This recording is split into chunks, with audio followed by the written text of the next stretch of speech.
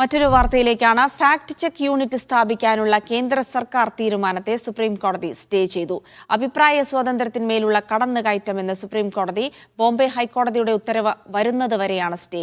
Fact checking നടത്താൻ PIBക്ക് ചുമതല നൽകി കേന്ദ്രം വിജ്ഞാപനം ഇറക്കിയിരുന്നു. PR അരവിന്ദ് ഉണ്ട് വിവരങ്ങൾ നൽകാനായി. അരവിന്ദ്, മാധ്യമങ്ങളിൽ വരുന്ന വാർത്തയുടെ ഫാക്ട് ചെക്ക് നടത്താനുള്ള ഉത്തരവായിരുന്നു നൽകിയിരുന്നത്. എന്തായാലും ഇപ്പോൾ നിലവിൽ സ്റ്റേ ചെയ്തിരിക്കുകയാണ്. എന്തൊക്കെയാണ് കോടതിയുടെ നിരീക്ഷണങ്ങൾ?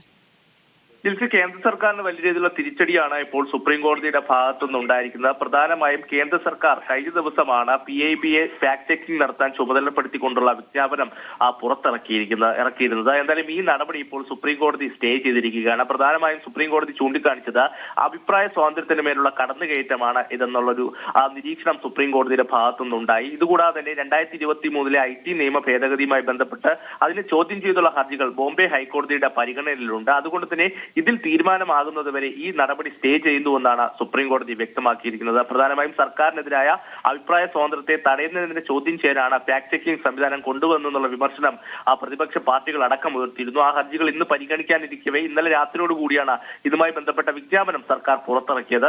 എന്തായാലും ഈ നടപടികൾ ഇപ്പോൾ സുപ്രീം കോടതി സ്റ്റേ ചെയ്തിരിക്കുകയാണ്. കേന്ദ്ര സർക്കാരിനെ സംബന്ധിച്ചിടത്തോളം വലിയ രീതിയിലുള്ള തിരിച്ചടി തന്നെയാണ് ഇപ്പോൾ ഉണ്ടായിരിക്കുന്നത്. ഫാക്ട് ചെക്ക് യൂണിറ്റ് സ്ഥാപിക്കുന്നതിനാണ് ഇപ്പോൾ സ്റ്റേ ചെയ്തിരിക്കുന്നത്.